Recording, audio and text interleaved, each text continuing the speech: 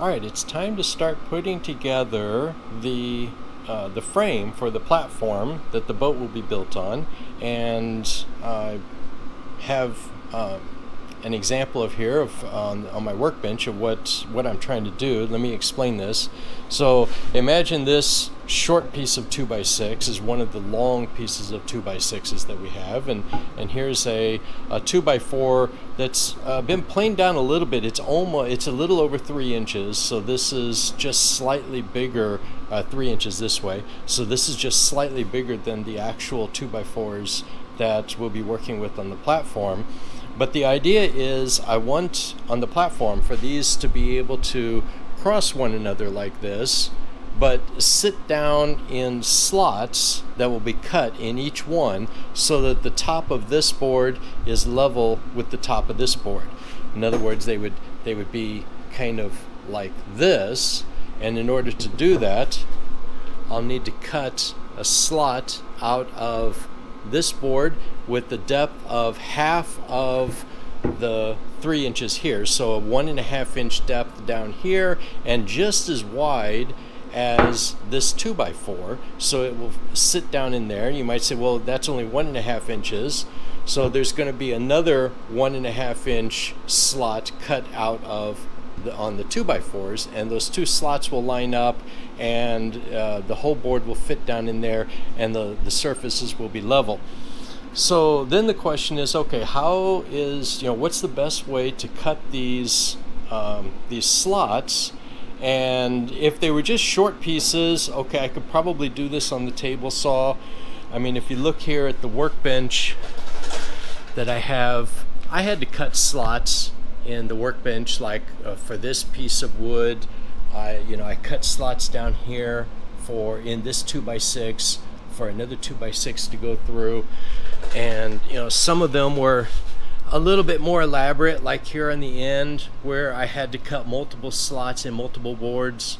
But these were all short boards, and I was able to do these on the table saw. You'll notice that I did not cut any slots on the long boards at the bottom or the top of the workbench, and that's just because making cross cuts in long boards on a table saw is, it's not a good idea. It's not safe, it's not accurate.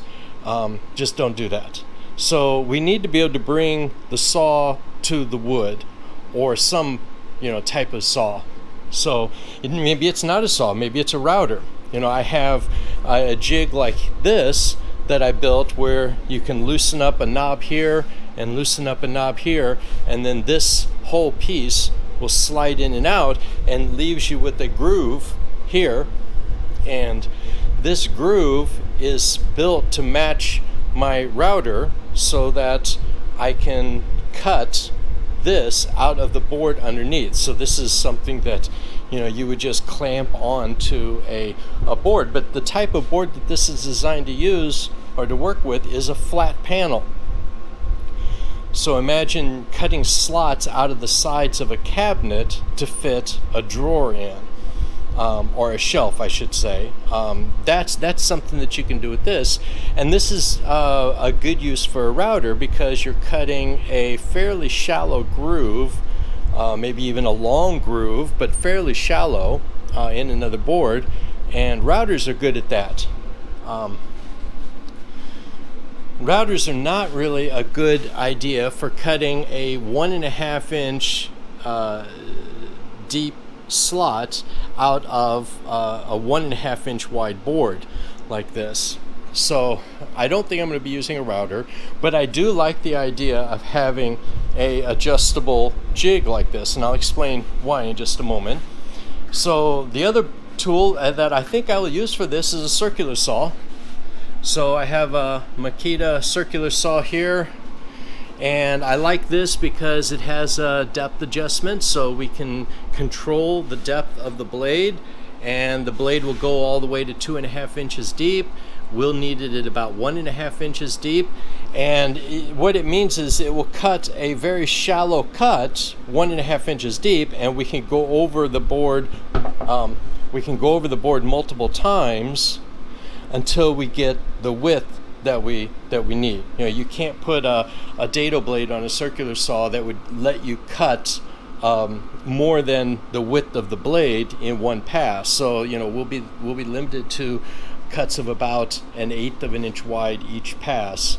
But as long as we have something that can clamp onto the top side of a 2x6 or 2x4 stock, or maybe even later like a 4x4 or something like that, as long as it can clamp onto that and have a adjustable opening here, and by clamping on that gives us the work surface, so that if we're taking this saw and we're trying to move it across there, we need something, a platform, so it's not wobbling. So I need something to be able to clamp onto this that gives us the the stability of a jig like this, but designed to work not on a flat panel but on something like a 2x6. And here's the other benefit of having a jig like this is, by hand I tried to measure 1.5 inches wide on this. I put a couple marks here, and if we put the 2x4 down on it, and hopefully it's not going to fall down, if we line the mark up on that side and the mark up on this side, they don't quite match. It's a little hard to see in the shadow. Let me move the board to line up with the mark on this side and come over to this side, and you can see it. There's probably about a 1/32 of an inch gap there. So it's not really, marking these out with like a ruler and a pencil and something like that is probably not going to give us a tight fit. We need something like a jig like this, because what we can do is we can adjust those so that this board just barely fits down in between that slot. We can loosen these knobs, tighten them up, so that we're left with, when you take this board out, we're left with something here that's the exact width that we need for a nice tight fit on that board. So that's what I'm going to try to build, is some type of jig that can clamp onto the top of a 2x6 or 2x4, give us that adjustable width of a guide, and also give us a nice stable platform so that we can make multiple cuts without the saw tipping over. One other thing that I have here is I have this tool. It's called a half gauge, and I liked it. I mean, it's kind of neat. You can adjust, you can loosen these up, and then as you put a board or something in here, you would adjust this height to the top of that board, and then down here you have this marker that's exactly half of the height from the ground up to, or from the table up to this one. So as you move this one up, the one on the left tracks it at half of the height. And it says it goes from 0 to 3 inches. What I found is I don't think it's exactly 3 inches. I mean, I know this is not 3 inches. This is a little bit more. But if I put the board here, the board doesn't quite fit under there. But that's fine, because I don't think this is 3 inches. I think this is a bit more than 3 inches. But the 2x4s that are planed and cut on the table saw, those were cut to 3 inches. And even they're just slight. When I put the board underneath there, there's this gauge is just lifted up off the table just a little bit. So it would have been nice if a tool like this says it goes from 0 to 3 inches. It would have been nice if they would have given a little bit of extra wiggle room, and maybe it could go from 0 to 3 1/8 or something like that. So that, then if they say, hey, it'll go to 3 inches, you're guaranteed that, if the board is just slightly more than 3 inches, it'll still fit. But anyway, I don't know how useful this will be for this purpose. I thought I would show it to you. It's a nice tool for making these type of cuts, assuming you want to measure one right up against your board, not measuring with the tape measure, but use your board itself right inside the tool and have it output something that's useful, like half of that height, and then you can take this over to your saw, without making any measurements, take this directly to your saw and adjust the depth of your saw to be exactly this height. That's what a tool like this is useful for, and it eliminates the slight inaccuracies of trying to make a mark and then make another mark. Every time you measure and you mark something, you're introducing a little bit of an error.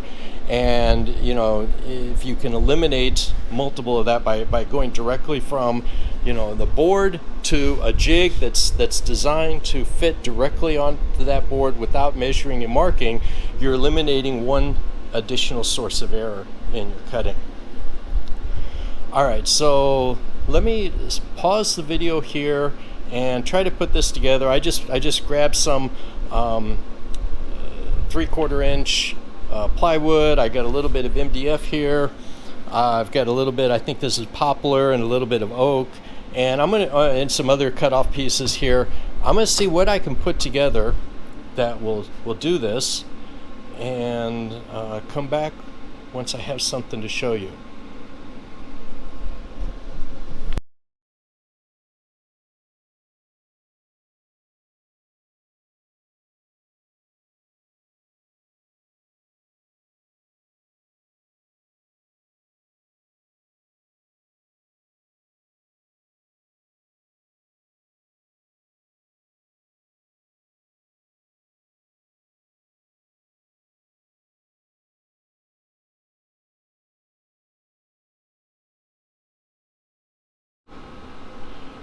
Alright, I just noticed that the battery went out on the time-lapse camera, so I'm not sure what or if any time-lapse footage I have, so I'll only know that when I look at the camera later.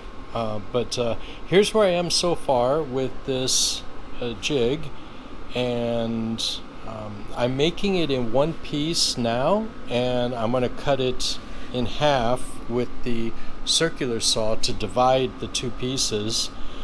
Along here I've got this line and these holes. I originally had not this piece, but I had a different piece that was screwed in here, and I realized that was backwards, so I had to take it off and I put this piece on. The piece that I had at first was cut right about where I was going to have the jig cut in half with the circular saw, but it may not have been exact. So for this piece I just left it extra a little bit longer, and when I cut with the circular saw, then I'll know where to trim this piece off. But the idea is that this is the piece that will clamp on to the board. Let's say you've got a 2x6, and this is upside down right now, so this would be the bottom. So if you've got a 2x6 like this, you can come from underneath and clamp it, or from the sides, or however you need to, but the idea is that this is where you would clamp it on to firmly hold the jig onto the board while you're making the cuts. And we have the adjustable rails here and here. Right now I've got some 1/4 inch 20, and I think these are like, I don't know if I think they might be 2 inches long, and I might need a little bit longer, so these may get replaced later with some longer screws. So let's turn it over and I'll show you what's on the other side. So over here again, you can see the holes where I countersunk incorrectly, and I had to move it over to here. But I put these two rails down the side, and these are the rails for the circular saw. So you would start from this end. So after clamping it on, we'll take the circular saw here, and it will run down these rails like this, in between the two rails. And this is what I mean, I need to cut the jig in half. So the next step is I'm going to take the circular saw, power it on, and actually run it down here and cut this side from this side to separate it. I'll need to take these adjustable rails off first because I don't want to cut through them. I only want to cut through this top board, and then that will separate this side to be able to freely slide out. The rails are attached to this side, and they're not attached. Once I cut this in half, they're not attached to this side. They will only be attached through this 1/4 inch 20 bolt that will go through here, and it will go through this hole down here and can tighten up with either a thumb screw or something like that on the bottom to hold this in place where we want it held in place. So let me get this cut in half, and then I'll show you how it works from there. Alright, so I made the cut, and because I lined up this rail and this rail with the outside edges of the foot of the circular saw, that means that this edge right here is lined up with the furthest the blade will cut to the right, and this edge right here, because of this rail, is lined up with the furthest the blade will cut to the left. So if you want to cut a notch in a 2x6, let's say it's a long 2x6, this jig is ready now to take over. It can be clamped on to the 2x6 like this. Let me tilt this 2x6 just a little bit here so you can see. You don't need to move to make any marks other than, you know, a general mark of where you want it to cut. Once you've got that 2x6 clamped on to this board down here, then the jig is firmly attached to the 2x6. And once that is happening, let me go ahead and slide this down before it falls. Okay, so once that's done, you don't need to worry about the width because you know, I've already taken, let's say, the 2x4 and I've put it in here so that it is the exact width of this channel, and then tighten down these two bolts. Later there will be a thumb screw or some type of knob down here to tighten, maybe even a knob up here, but I don't want it to interfere with the foot of the circular saw, so that's why I'm trying to keep this low. I don't mind this sticking up a bit here, but I can't, you know, there can't be anything sticking up here because the circular saw motor, let me come over here and I'll show you. Here's the foot, and the circular saw motor sticks out, and there's not much room when this circular saw is down at its is at its highest cut. Then that means the motor is closest to the foot, and there's not much distance between the top of the foot and the motor, so there can't be anything sticking up on this side. But because there's nothing over here on this side of the foot except the foot itself, then it's okay if this sticks up a bit. So once you get the width adjusted by putting the actual board that you want to cut the width for in there and tightening those bolts, then the width of this is set. It's clamped onto the 2x6, and then we should be able to take the circular saw and run it down and make multiple passes. So you would make multiple passes, just like, you know, if you were cutting a wide channel with a table saw without a dado blade, you just have to make multiple passes to cut it. But you set the depth of your the circular saw to the depth of the slot that you want to make, and then this controls the width, and that's how I'm going to cut all of the slots in all of these boards. Let's see, some other things to note. The strips here are solid wood. I just had them available. They had a nice straight edge. I countersunk these screws so they're not sticking up. I countersunk all of these screws so that they're not sticking up.